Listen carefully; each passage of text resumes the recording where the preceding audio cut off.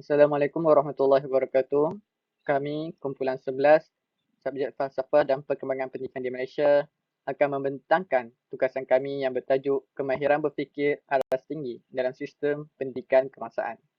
Ahli kumpulan kami terdiri daripada Muhammad Alif Iskandar bin Abdul Halim, Muhammad Arif bin Badruddin, Nurul Atirah binti Muhammad Yusof, Nurul Hakimah binti Hafizan. Pengenalan Falsafah Pendidikan Kebangsaan FPK bertujuan untuk membangun dan membina individu yang seimbang dari aspek jasmani, emosi, rohani, intelek dan akhlak. Pembangunan intelek merupakan antara aspek penting dalam FPK. Kemahiran berfikir aras tinggi bermula dengan perkara asas iaitu kemahiran 3M. Kemahiran membaca, menulis dan mengira. Kemahiran berfikir aras tinggi KEBAT merupakan antara kemahiran dalam pembelajaran abad ke-21. Penggunaan minda untuk mentafsir, menganalisis atau memanipulasi maklumat untuk menyelesaikan masalah yang tidak mampu dijawab melalui aplikasi rutin. KEBAT terdiri daripada 7 elemen yang merangkumi kurikulum pedagogi, pentaksiran, disokong dengan kurikulum, bina upaya, sumber serta sokongan komuniti serta swasta. KEBAT dapat dijayakan melalui pembelajaran yang tersusun, penumpuan, penglibatan secara menyeluruh setiap pelajar. Berikut merupakan perincian aras pemikiran tahap tinggi. Aras pemikiran mengaplikasi. Penyataan menggunakan asas pengetahuan kemahiran dan nilai dalam sesuatu situasi yang berlainan untuk melakukan sesuatu perkara. Huraiannya, pengajaran dilaksanakan oleh guru dengan meletakkan setiap konsep yang diajar dengan sesuatu situasi yang berlainan tetapi masih di dalam ciri dan prinsip yang sama. Elemen yang terlibat dalam aras mengaplikasi yakni melaksanakan, menggunakan, menghubungkaitkan, memindahkan, memujuk cara, menggambarkan, membina, menggunapakai. Aras pemikiran menganalisis. Mencerakingkan sesuatu perkara yang asas dan membuat hubungkait untuk membuat kesimpulan. Pengajaran oleh guru memperincikan setiap konsep yang diajar dengan membentuk rumusan yang merangkumi kesemua ciri tersebut. Elemen yang terlibat membanding beza, mengorganisasikan, menstrukturkan, mendatangkan makna, tersirat, memeriksa, menganalisis, mengesan dan meramal. Seterusnya, menilai. Meneliti keseluruhan pertimbangan dengan memberi justifikasi dalam satu situasi. Pengajaran oleh guru dengan mengemukakan setiap justifikasi bagi setiap pernyataan yang ditetapkan. Elemen yang terlibat memeriksa, mengkritik, membuktikan, menentukan, mengesahkan, mencadangkan, menilai dan memilih. Yang terakhir, elemen mencipta. Menambah baik produk yang sedia ada dengan bimbingan. Pengajaran oleh guru dengan menggunakan konsep yang diajar diaplikasikan dengan membentuk penghasilan satu situasi yang berlainan. Merumuskan, merencanakan penemuan baru, mengubah, membangunkan, menghasilkan, menaik taraf. Tujuan penulisan kami adalah untuk meninjau sejauh manakah cabaran pelaksanaan kemahiran berfikir aras tinggi KEBAT. Yang kedua, sejauh manakah kesan kemahiran berfikir aras tinggi KEBAT terhadap pelajar. Yang ketiga, bagaimanakah strategi yang dapat dilaksanakan bagi meningkatkan kemahiran berfikir aras tinggi KEBAT dalam kalangan pelajar. Seterusnya, saya akan membentangkan mengenai metodologi kajian. Kami telah menjalankan mini kajian mengenai pelaksanaan KEBAT di institusi pendidikan. Metodologi yang pertama adalah reka bentuk kajian. Reka bentuk kajian ini adalah pengumpulan data secara kualitatif menggunakan kaedah soal selidik. Sebanyak 18 soal selidik telah diedarkan melalui Google Form yang merangkumi kefahaman guru mengenai KEBAT, cabaran pelaksanaan KEBAT dan kesan KEBAT terhadap pelajar. Yang kedua adalah lokasi kajian. Kajian ini dijalankan di sekolah rendah dan sekolah menengah di bawah institusi pendidikan yang terletak di Melaka dan Johor. Yang ketiga ialah persempelan kajian. Seramai 10 orang responden telah mengambil bahagian dalam kajian ini yang berlainan jantina, umur dan tahun perkhidmatan. Seterusnya adalah dapatan kajian. Hasil dapatan daripada soal selidik mengenai kefahaman KEBAT, semua responden bersetuju bahawa mereka memahami konsep pengajaran berasaskan KEBAT dan menerapkan KEBAT dalam sistem pengajaran mereka. Hasil dapatan yang kedua ialah cabaran dalam pelaksanaan KEBAT. 8 daripada 10 responden menyatakan mereka mempunyai kekangan masa untuk melaksanakan KEBAT. Guru lebih tertumpu untuk menghabiskan sukatan pelajaran mengakibatkan penerapan elemen KEBAT kurang diberi perhatian. Cabaran yang kedua ialah kurang kemahiran. 3 daripada 10 responden menyatakan bahawa mereka kurang berkemahiran melaksanakan dasar KEBAT dari aspek pengetahuan disebabkan faktor guru buka option kerana perlu mengajar subjek yang lain dengan prosedur yang berbeza. Cabaran yang ketiga ialah pelajar. 8 daripada 10 responden menyatakan faktor pelajar adalah cabaran dalam pelaksanaan KEBAT. Pelajar yang tidak aktif semasa pembelajaran, di mana tahap pengetahuan pelajar yang rendah dapat mengganggu kelancaran penyerapan elemen KEBAT yang ingin diterapkan semasa sesi pembelajaran berlangsung. Dapatan yang ketiga ialah kesan dan kepentingan KEBAT terhadap pelajar. Keseluruhan responden bersetuju pelaksanaan KEBAT penting dalam pembelajaran dan pengajaran kepada para pelajar. Antaranya ialah pelajar berkebolehan membuat keputusan sendiri dalam pelbagai situasi, pelajar berpeluang melahirkan idea baru dan pelajar memperoleh kemahiran dalam menyelesaikan masalah dengan pelbagai kaedah. Okey, saya Muhammad Alif Iskandar bin Abdul Halim. Saya akan sambung kepada cabaran pelaksanaan berfikir aras tinggi KEBAT. Okey, cabaran pelaksanaan KEBAT ini terbahagi kepada dua aspek, iaitu aspek guru dan juga aspek murid. Okey, kita tengok dulu pada aspek guru. Yang pertama adalah pengetahuan dan kemahiran guru. Dari aspek pengetahuan, guru masih belum bersedia sepenuhnya untuk melaksanakan dasar KEBAT disebabkan oleh faktor kekurangan masa. Kebanyakan guru masih belum bersedia kerana banyak lagi yang perlu dipelajari berkaitan KEBAT. Tambahan lagi, jadual waktu yang padat juga menjadikan guru-guru sukar untuk menggunakan KEBAT ini. Okay, selain itu, pihak sekolah yang tidak melibatkan semua guru dalam kursus latihan berkenaan dasar KEBAT yang disediakan oleh KPM dan PPD menyebabkan berlaku ketirisan maklumat tentang dasar KEBAT ini. Okay, seterusnya cabaran yang kedua adalah cabaran pelaksanaan KEBAT dalam sistem kebangsaan adalah guru masih lagi menggunakan kaedah pengajaran tradisional. Penggunaan kaedah tradisional dalam pengajaran di mana kaedah tradisional ini guru sebagai pemberi penerangan manakala pelajar hanya mendengar penerangan daripada guru. Guru yang menggunakan kaedah ini biasanya memberikan pengajaran dalam bentuk nota yang mana memudahkan pelajar untuk menghafal apa yang diajar oleh guru. Kaedah tradisional menyebabkan pelajar akan bergantung sepenuhnya kepada guru dalam pembelajaran mereka. Pembelajaran tradisional juga menyebabkan proses pembelajaran berlaku secara ringkas dan tidak mendalam. Okey, cabaran yang ketiga adalah sikap guru yang mengutamakan pengajaran berasaskan peperiksaan, di mana guru hanya mengutamakan soalan-soalan peperiksaan kepada pelajar kerana mementingkan pencapaian murid yang cemerlang dalam peperiksaan.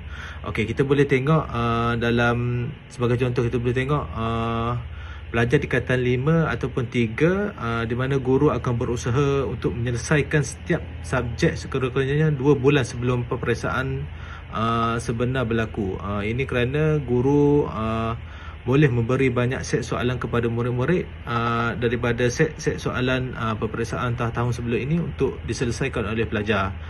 Pemberian soalan sebegini menyebabkan pelajar mengagak dan menghafal soalan dan jawapan yang mereka hadapi dalam peperiksaan sebenar. Antara cabaran pelaksanaan KEBAT yang wujud dari aspek murid adalah yang pertama dari segi kesediaan pelajar dalam PDP menggunakan kemahiran berfikir aras tinggi KEBAT. Komunikasi dan pengetahuan pelajar yang lemah menyebabkan dasar KEBAT tidak dilaksanakan dengan baik. Ini kerana pelajar tidak berusaha untuk menjadi seorang yang kreatif dan kritis. Hasilnya, pelajar akan menghadapi masalah untuk menyelesaikan sesuatu tugasan kerja khusus ataupun menjawab soalan daripada guru menggunakan kemahiran kebat dalam menjana idea. Kebiasaannya, pelajar-pelajar ini sering meninggalkan soalan berbentuk kemahiran kebat kerana struktur soalan kebat yang berantai dan berayat membuatkan pelajar malas untuk membaca, apatah lagi untuk berfikir. Kebat juga memerlukan penlibatan murid yang aktif kerana murid yang pasif tidak dapat mengembangkan kemahiran berfikir semasa proses PDP. Okey, akhir sekali, mentaliti murid yang beranggapan bahawa kebat tidak begitu penting dalam pelajaran merupakan antara salah satu cabaran pelaksanaan kebat. Ini berlaku kerana soalan kebat kurang digunakan dalam peperiksaan awam dan menyebabkan pelajar menjadi malas untuk berfikir untuk menjawab soalan kebat kerana soalan kebat yang sukar untuk diselesaikan. Saya Hakimah dan saya akan meneruskan pembentangan berkaitan kesan kebat. Di sini kita dapat lihat kebat memberi kesan kepada pelajar, guru dan pendidikan. Antara kesan kebat kepada pelajar ialah peningkatan kemahiran berfikir. Kebat melatih pelajar untuk menganalisis, menilai dan membuat keputusan yang kritis terhadap maklumat yang diterima. Ini mendorong pelajar untuk berfikir lebih kreatif dan inovatif dalam menyelesaikan masalah atau membuat hubungan antara konsep yang berbeza. Selain itu, pemahaman yang mendalam terhadap konsep suatu ilmu pengetahuan.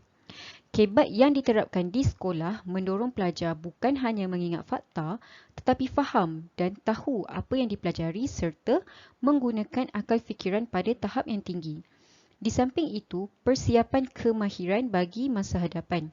Ini termasuklah kemahiran hidup dan kerjaya seperti kemahiran komunikasi, kerja sepasukan, kepimpinan, fleksibel, berinisiatif, berteknologi maklumat, keusahawanan, belajar sepanjang hayat dan kebolehan adaptasi. Seterusnya, peningkatan keyakinan diri.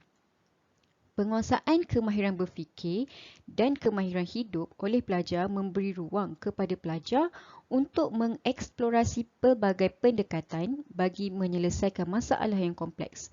Penyelesaian masalah yang kompleks oleh pelajar akan meningkatkan keyakinan diri pelajar untuk berhadapan dengan pelbagai jenis cabaran dalam pelbagai situasi. Mari kita lihat kesan kebat kepada guru. Kesan yang pertama ialah pengajaran yang berfokus kepada pemikiran kritis. Guru perlu menggunakan strategi pengajaran yang berbeza untuk mendorong pelajar kepada pemikiran kreatif dan analitik. Kesan yang kedua ialah penilaian yang lebih kompleks. Guru perlu menyusun pembuatan instrumen penilaian agar penilaian relevan di mana bukan sahaja mengukur pengetahuan fakta tetapi mampu untuk menilai tahap kemampuan berfikir aras tinggi pelajar. Kesan yang ketiga ialah perkembangan kurikulum semakin mencabar. Guru perlu membuat modifikasi dan penyesuaian kurikulum agar pengajaran dan tugasan yang diberikan memenuhi keperluan kebat. Kesan yang keempat ialah peningkatan profesionalisme guru. Guru perlu didedahkan dengan konsep dasar kebat melalui kursus atau latihan agar pelaksanaan kebat berlandaskan garis panduan. Akhir sekali, kesan kebat kepada pendidikan. Pertama, transformasi kurikulum. Pengintegrasian kebat dalam kurikulum telah mengubah fokus pembelajaran daripada menghafal maklumat kepada pengembangan kemahiran berfikir lebih tinggi iaitu menganalisis, menilai dan membuat keputusan. Selain itu, perubahan terhadap strategi pendekatan pengajaran. Ini dapat dilihat melalui penggunaan teknologi dalam sesi PDP pada masa kini untuk menarik perhatian pelajar, memberi pemahaman yang mendalam terhadap ilmu yang disampaikan dan mewujudkan suasana bilik darjah yang interaktif. Seterusnya, penilaian yang holistik. Penilaian yang berorientasikan kebat kini bukan sahaja mengukur pengetahuan fakta tetapi mengukur kemampuan pelajar dalam menerapkan pengetahuan dalam konteks yang berbeza. Akhir sekali, pembelajaran berpusatkan pelajar. Ia memberi ruang kepada pelajar untuk aktif dalam sesi PDP dan guru bertindak sebagai penasihat. Ini meningkatkan penglibatan pelajar dalam sesi PDP yang mendorong pelajar untuk berfikir secara kritis dan kreatif. Okey, seterusnya strategi untuk tingkatkan pelajar untuk berfikir secara kebat. Yang pertama adalah meningkatkan soalan aras tinggi, iaitu guru harus sentiasa memberikan soalan kebat untuk membiasakan pelajar mereka dengan soalan-soalan aras tinggi. Iaitu semakin banyak soalan kebat diberikan, semakin luas kemampuan pemikiran pelajar-pelajar mereka. Yang kedua adalah teknik menyoal, iaitu guru perlulah menggunakan teknik penyoalan yang sesuai dengan tahap pelajar mereka, iaitu dengan memberikan soalan yang mudah difahami dan memudahkan interaksi antara guru dengan pelajar. Yang ketiga adalah aktiviti pemikiran aras tinggi dalam buku teks, iaitu guru mesti mahir dalam menggunakan buku teks mengikut keperluan khusus apabila melaksanakan kebat.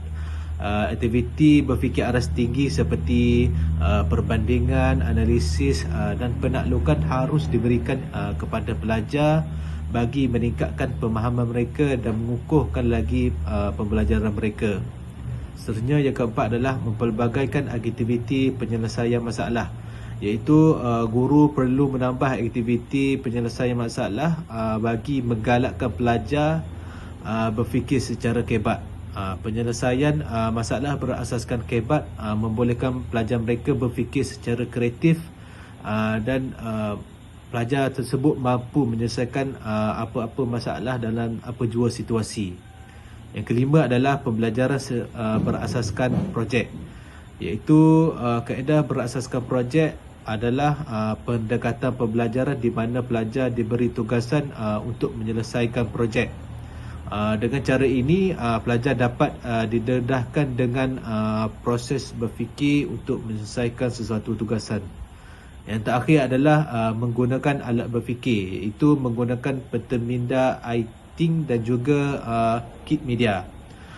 Peta minda iThink membantu pelajar untuk berfikir secara aktif dan kreatif.